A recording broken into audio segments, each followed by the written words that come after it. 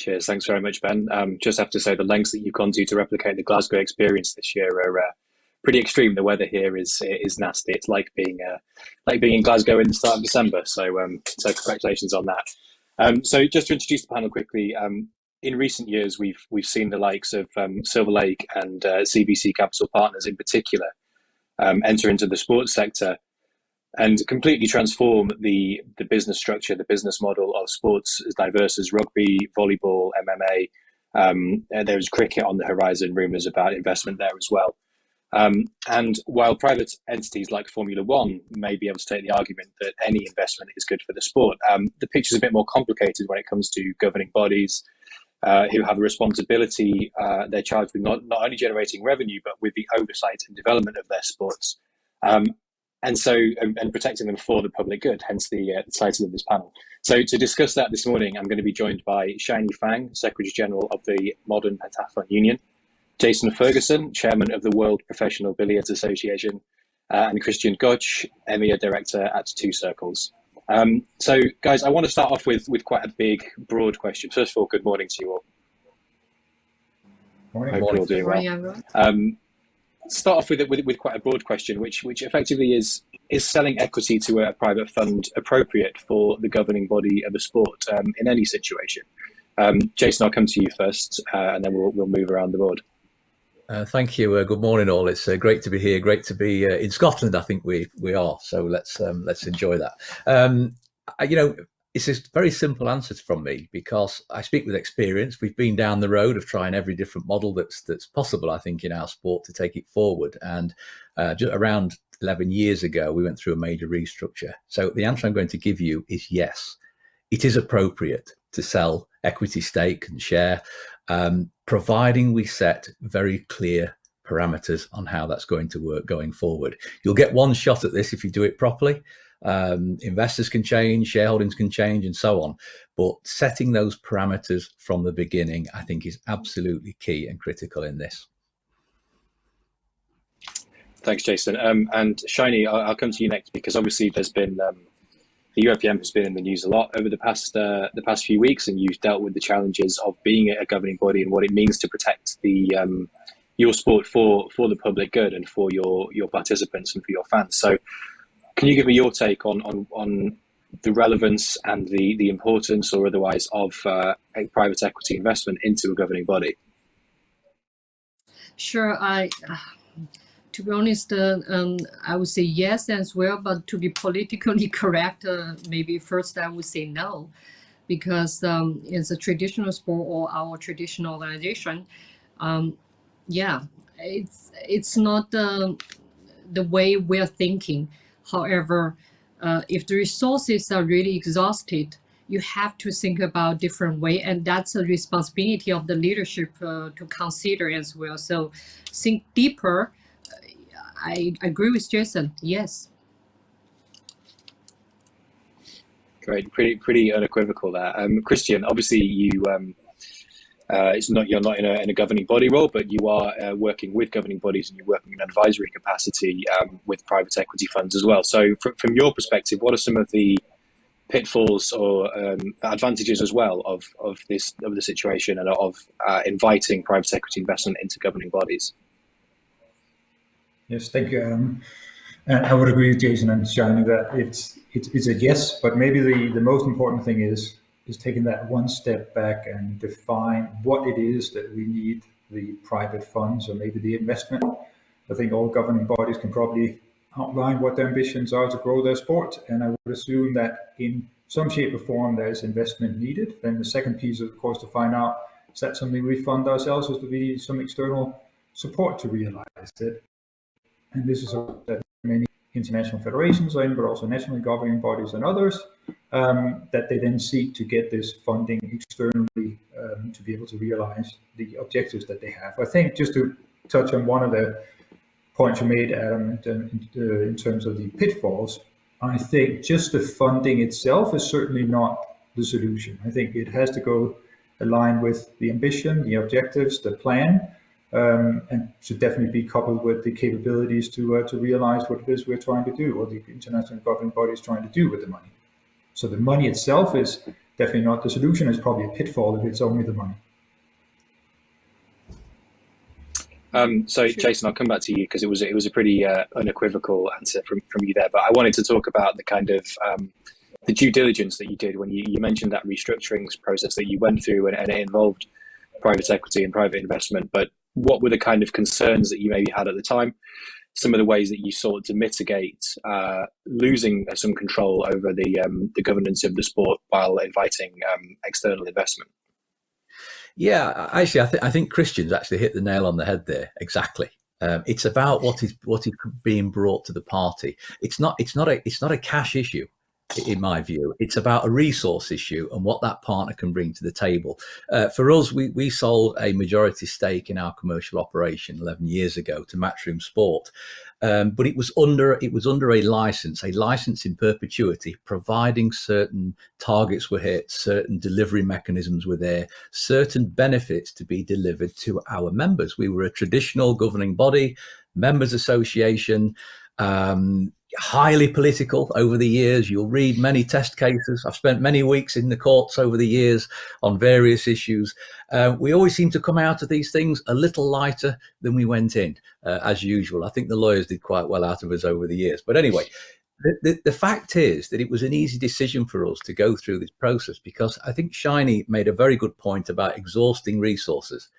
And following various court cases over 10, 15, 20-year periods, we had exhausted resources, and we had tried every other way to commercialize this sport better. And we were coming at this from a very small sport in compared to some of the people on the screens today. But actually, our sport had huge potential. And to reach that potential, we needed the right partners to bring things to the table.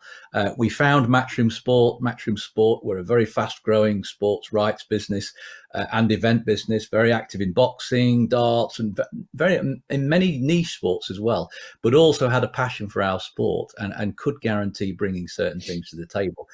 That bringing to the table was not cash, interestingly. The bringing to the table was becoming a partner long-term for a sustainable future, and the rest is history. We're 11, almost 12 years on from that restructure. We had 6 predominantly UK-based events at the time. Today, we have over 28 events around the world, global television. The sport has been transformed, and it's well governed. And the governance structure, and you mentioned the due diligence and how that relationship works. We own 26% of our commercial operation as a governing body. We also have seats on the board of the commercial operation. We have oversight in what's going on. We have to bring things to that commercial operation as well. We have to govern properly. We have to look after our members properly. We have to provide player services properly. But actually, we are actually key to the growth as well, because we are the sport. One is a sport, one is an event and commercial rights company. The sport will help drive the growth if you get this right.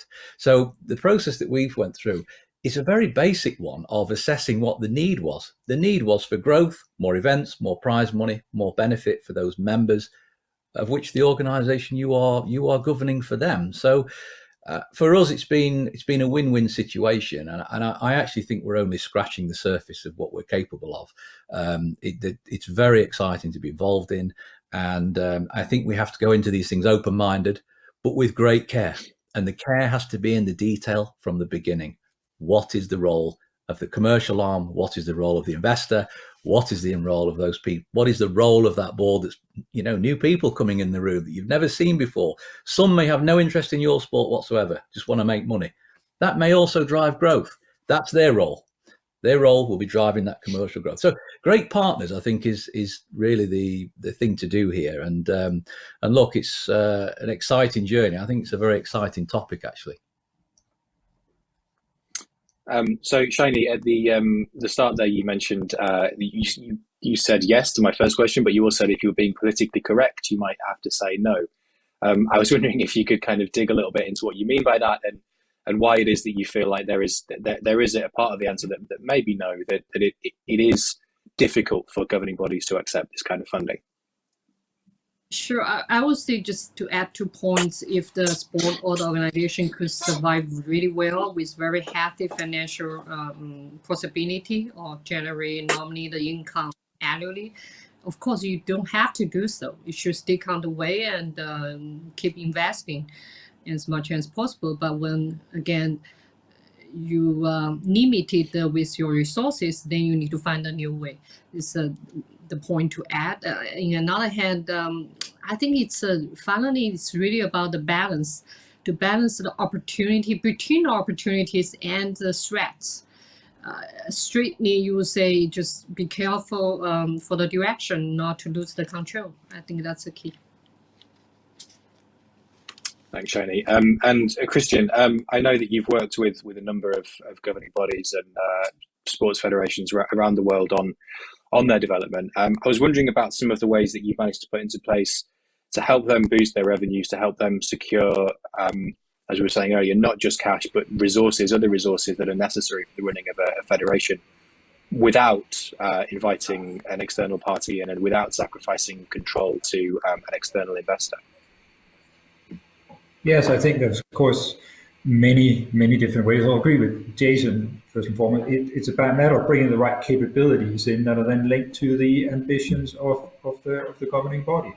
And you could do that in many ways. You can, as an international governing body, of course, pay for it. You could also form, which we've done with some rights holders, another type of partnership, anything from joint ventures to other things where you share the upside and share the downside of another way of managing it, or you sell a stake or find other ways of doing it.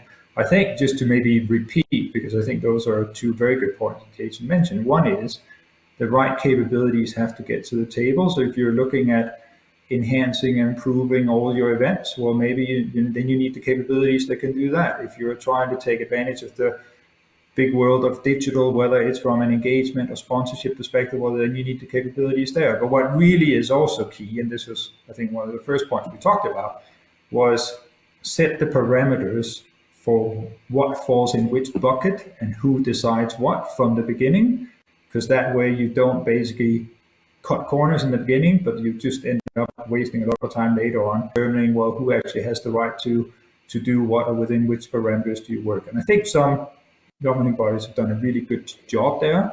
I think they're also, as governing bodies, used to look at things like governance. So that's a good approach to it. But that's just key to get it to work. And you see that even in the ones we're involved with, the ones where it's very clear who does what and who runs what and who governs what.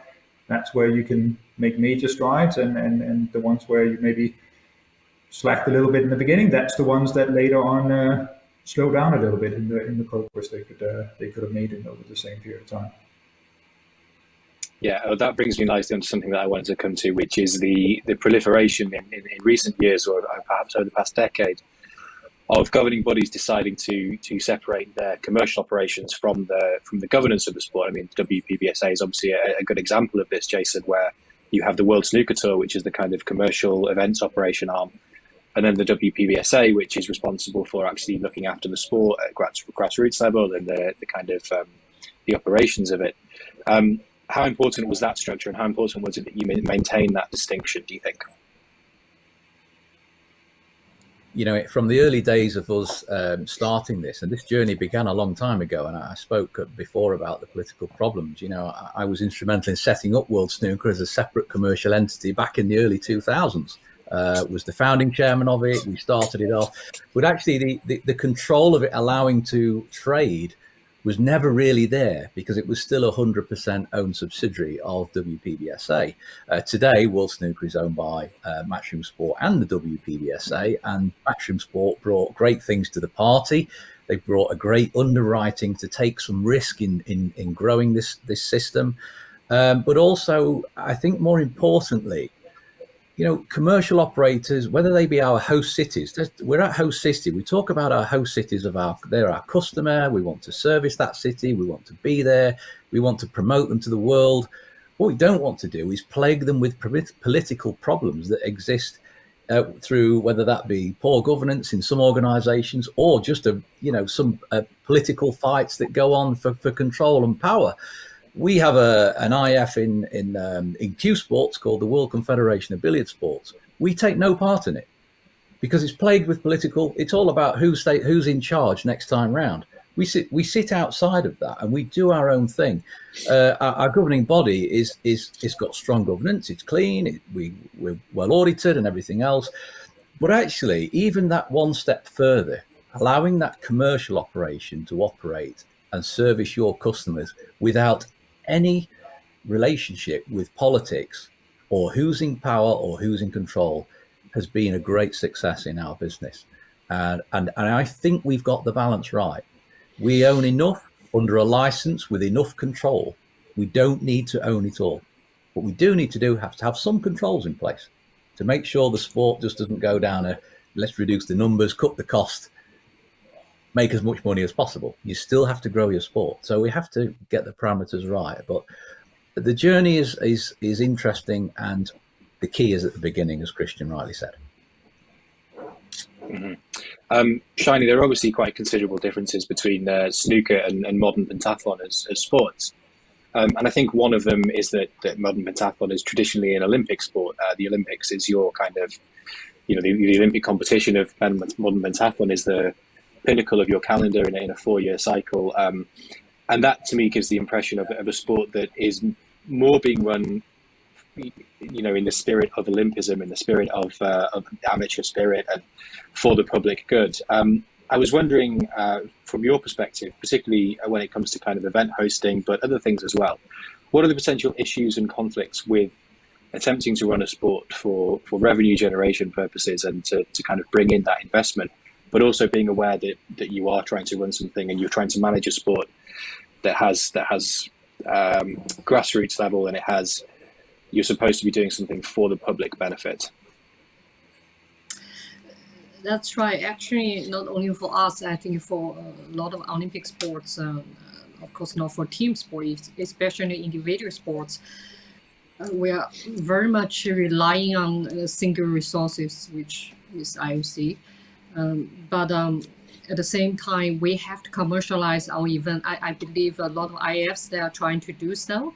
It's very important, but it really depends on your value.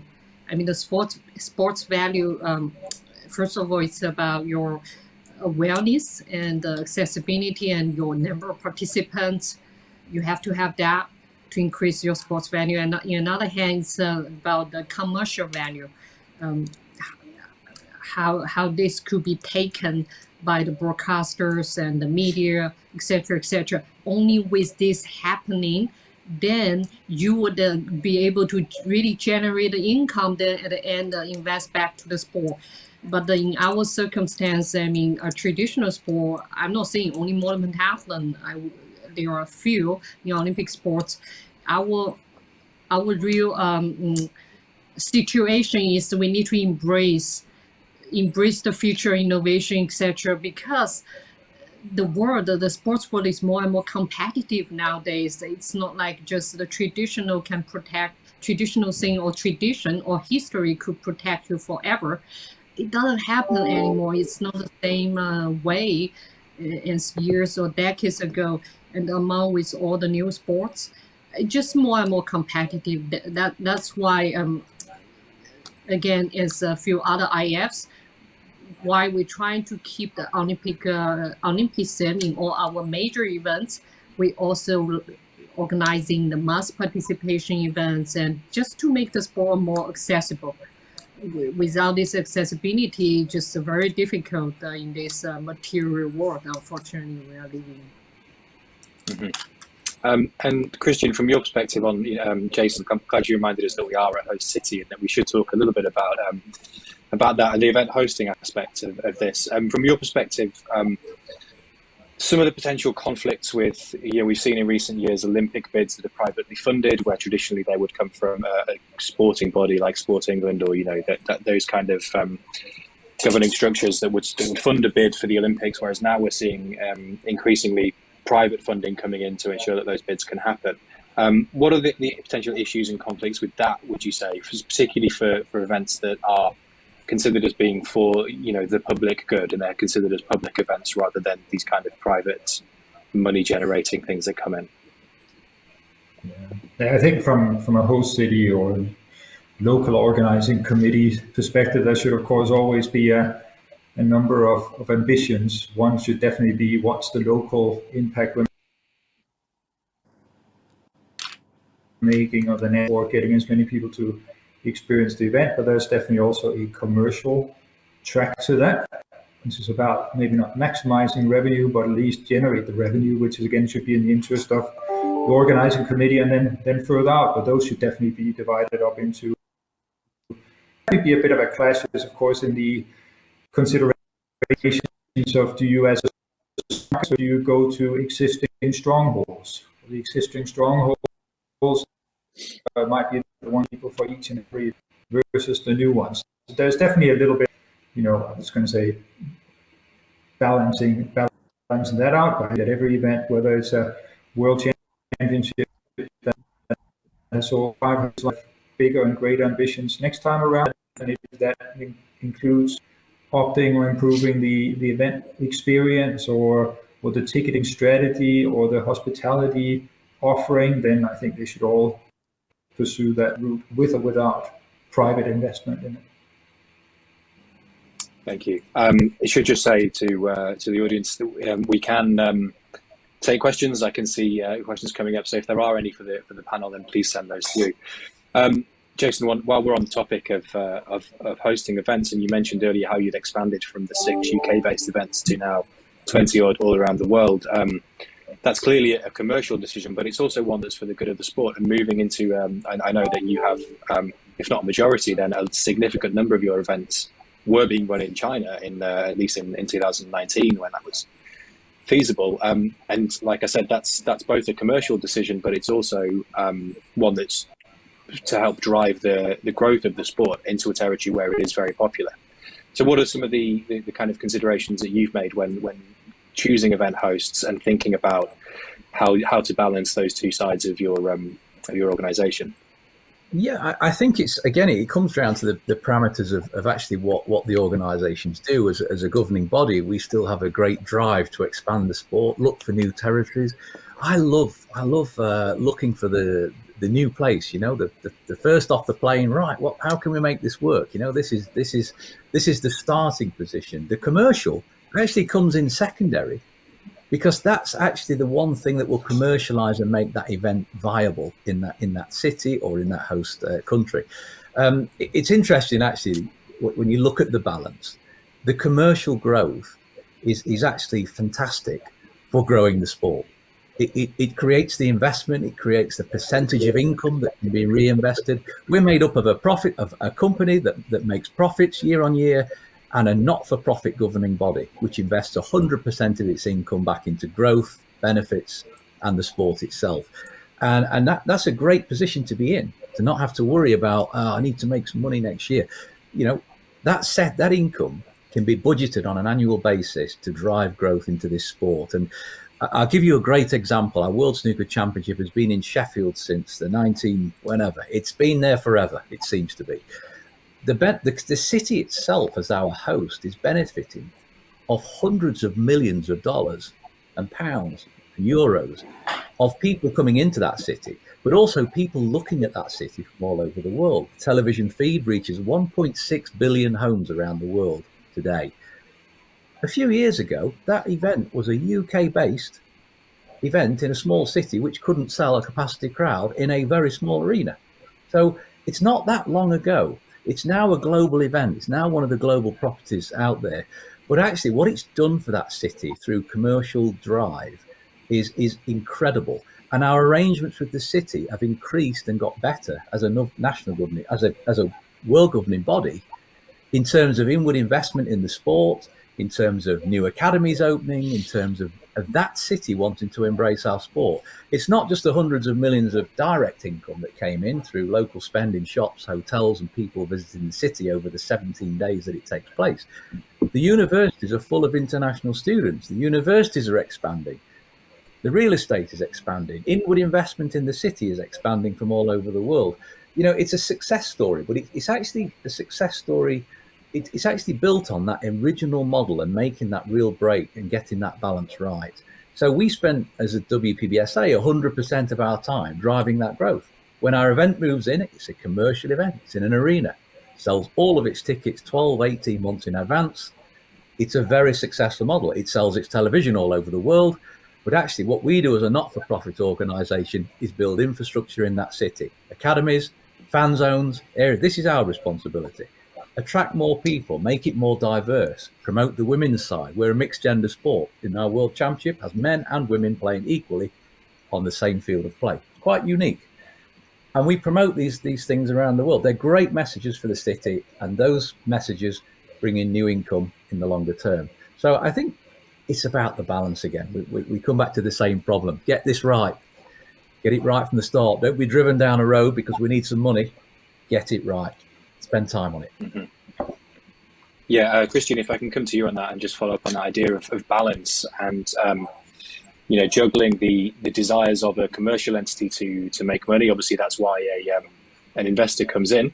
They want to get money out of it. But how do you balance that with a governing body that needs to ensure that it's protecting the sport and not just doing, taking the biggest hosting rights fee, taking the biggest broadcast rights fee, perhaps at the expense of protecting the sport for future generations?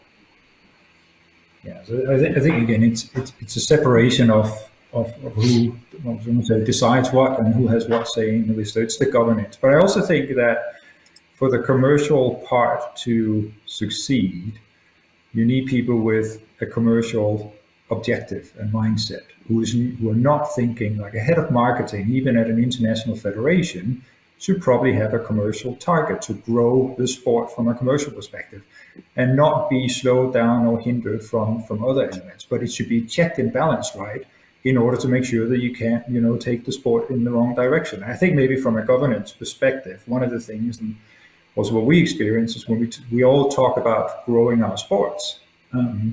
But the next level down, I'm sure Jason and Shiny, you've been part of that conversation. What does that actually mean? One is the number of participants. One is the global.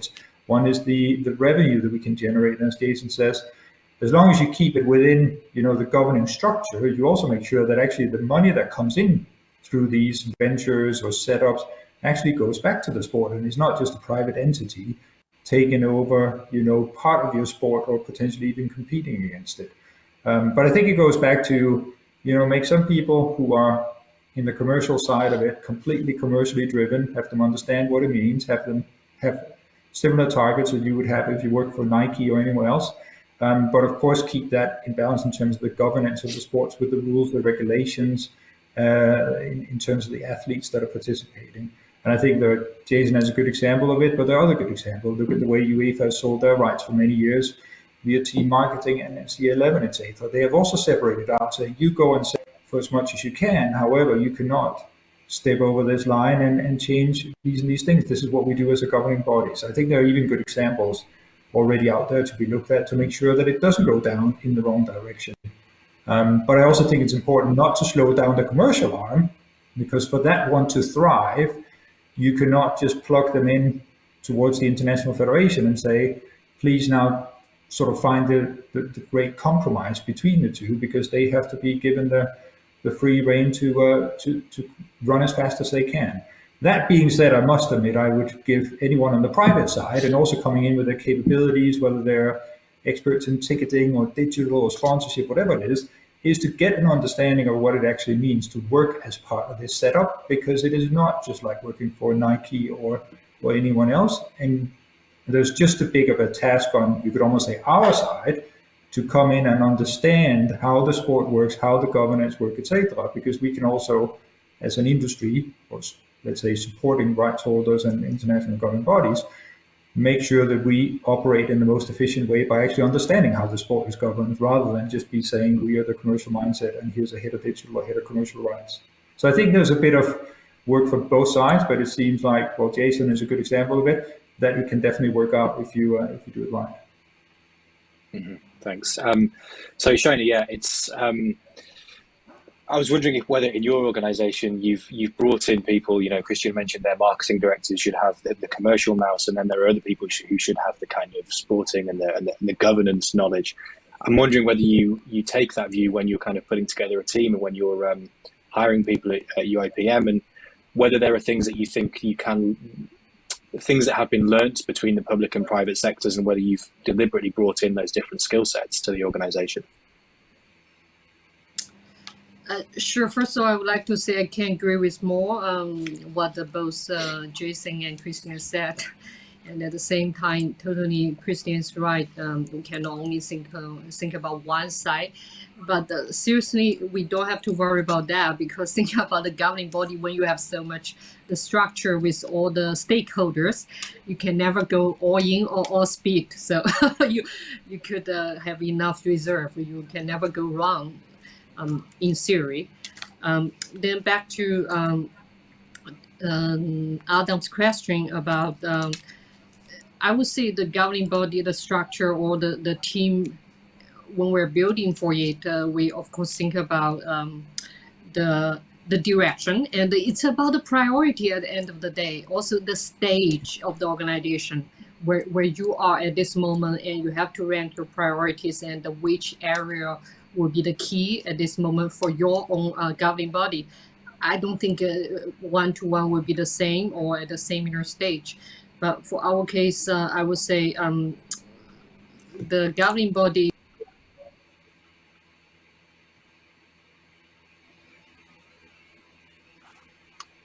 Thanks, Shane. Sorry, so I'm just cautious that we're coming 3 minutes to our allotted time, and there is a question from Joel Lavery in response to a point that Jason made, but I'll throw it open to all three of you. The question is, what is your view about innovation in sport formats, and how can they increase their commercial value or attractiveness? What are the top 3 key ingredients in that? Shani, I think I'll bring that to you first, because obviously UIPM has made efforts to create a more television-friendly product over the years. It's tried to innovate its formats. At the moment, you're clearly you're experimenting with bringing in new ideas. So I'm wondering what your take is on that, and the kind of the view about innovation in sports formats and the top 3 key ingredients when you're doing that.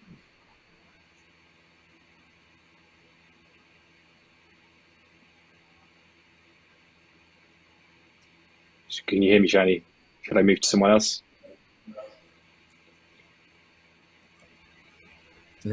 Sorry, okay, Jason, do you want to pick up? I think we've of course. Yeah, innovation is great. We need that, and commercial operators, of course, will help bring that innovation. But I think also never underestimate the traditional values of sport. You take some of the oldest sports in the world.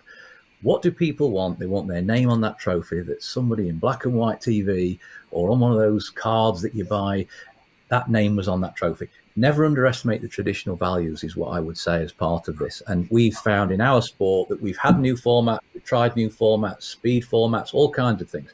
But actually, the biggest sell for us is the long haul traditional format that's been going for years and years. That's what the public are still buying into worldwide. Kristian, I'll come to you next, and then hopefully we've got Shiny's audio back. Absolutely. So I agree. I mean, what do people want is the key. And I think the way to figure this out is not to sit and, just look at various innovations and pick which one to go for. I think it's a matter of taking an outside-in approach, looking at all the fans that we have in our sports and try to evolve maybe what we do or keep some of the traditional stuff that people really value. And really to the point, what is it actually people want, and not just innovate for the sake of innovation or change the format because we have seen another sport do it. I think, again, that's where we as international and national governing bodies today have a much better ability to source that type of information from around the world to try to find out what is it actually that our fans / potential audiences are interested in, rather than maybe sitting in a meeting room across our federation and decide and try to determine and come up with the next big thing. So I'd say, what do people want, and an outside-in approach to developing it, rather than buying the latest gadget or changing the format because somebody else did. Great. So it's perfect timing there, Kristian. You did that just as the clock ran down to 0. I'm told that we've lost Shiny's connection as well. So I'll wrap that up there. Thank you so much to Shiny Fang, Jason Ferguson, Kristian Gotsch, and thank you to Ben and Host City for having us and hosting this panel. It's been really good. So thank you to everyone, and enjoy the rest of the conference.